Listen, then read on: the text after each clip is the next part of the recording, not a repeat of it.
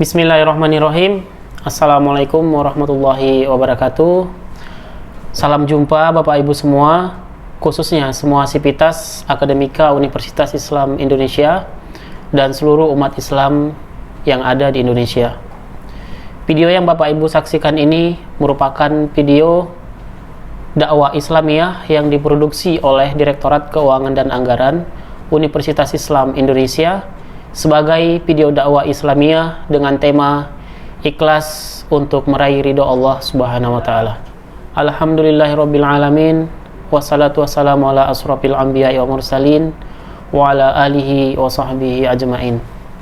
Rabbi israhli sadri wa yassirli amri wahlul 'uqdatam min lisani yafqahu qawli. Amma ba'du. Allahumma salli ala Muhammad wa ala ali Muhammad kama shallaita ala Ibrahim wa ala ali Ibrahim innaka Hamidul Majid. Puja dan puji syukur senantiasa kita haturkan kepada kehadirat Allah Subhanahu wa taala yang telah memberikan banyak sekali nikmat kepada kita, baik nikmat kesehatan, panjang umur, serta kesempatan, sehingga kita dapat bertemu kembali dalam video dakwah Islamiyah yang kedua ini. Salawat dan salam marilah kita haturkan kepada junjungan kita Nabi besar Muhammad Sallallahu Alaihi Wasallam yang telah membawa kita keluar dari zaman kegelapan menuju zaman yang terang benderang saat ini. Semoga kita semua diberikan syafaatnya pada yaumil akhir kelak. Amin Allahumma amin. Bapak Ibu jamaah yang dirahmati Allah Subhanahu wa taala, tak lupa pula melalui kultum yang singkat ini saya mewasiatkan kepada diri saya pribadi dan kepada jamaah sekalian untuk selalu berupaya meningkatkan ketakwaan kepada Allah Subhanahu wa taala, sebab takwa adalah sebaik-baiknya bekal untuk kehidupan manusia selanjutnya setelah alam dunia yang fana ini. Bapak Ibu jamaah yang dirahmati Allah Subhanahu wa taala, yang dimaksud dengan ikhlas adalah mengerjakan amal perbuatan atau ibadah semata-mata hanya untuk mengharapkan ridho Allah Subhanahu wa taala dan mengkhususkan Allah Subhanahu wa taala sebagai tujuan dalam berbuat taat kepadanya. Ikhlas merupakan ruh dari segala amal dan ibadah. Amal perbuatan atau ibadah yang tidak didasari dengan niat yang ikhlas, maka amal ibadah itu tidak diterima oleh Allah Subhanahu wa taala. Salah satu yang menjadi kunci ikhlas itu ada dalam hati orang yang melakukan perbuatan tersebut. Maka sah atau tidaknya amal perbuatan itu tergantung ikhlas atau tidaknya hati yang melakukannya. Bapak Ibu jamaah yang dirahmati Allah Subhanahu wa taala, Allah Subhanahu wa taala benar-benar memerintahkan kepada semua hamba-hambanya untuk memasang niat yang ikhlas dalam setiap ibadah. Dan janganlah kita campuri niat kita dengan hal lain yang nantinya akan merusak pahala amal ibadah kita. Allah Subhanahu wa taala berfirman dalam surat Al-Bayyinah ayat 5 yang artinya, dan tiada diperintah kepada mereka melainkan supaya mereka beribadah kepada Allah dengan mengikhlaskan agama kepadanya lagi bersikap lurus. Sifat ikhlas dapat dikatakan sebagai pembersih hati dari segala macam niat dan tujuan yang bukan karena Allah Subhanahu wa taala.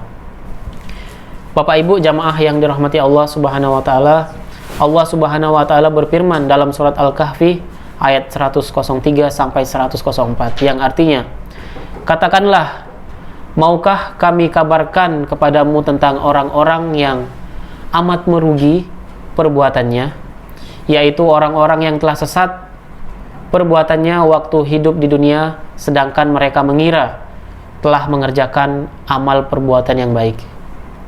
Dalam kitab karya Imam Ghazali yang berjudul Mukasyaful Qulub, yang dalam arti bahasa Indonesianya adalah Rahasia Ketajaman Hati, dalam sebuah kisah kitab karya Imam Ghazali dikisahkan, dahulu ada seorang Bani Israel yang rajin beribadah. Ia beribadah kepada Allah dalam kurun waktu yang cukup lama. Kemudian datanglah orang-orang kepadanya.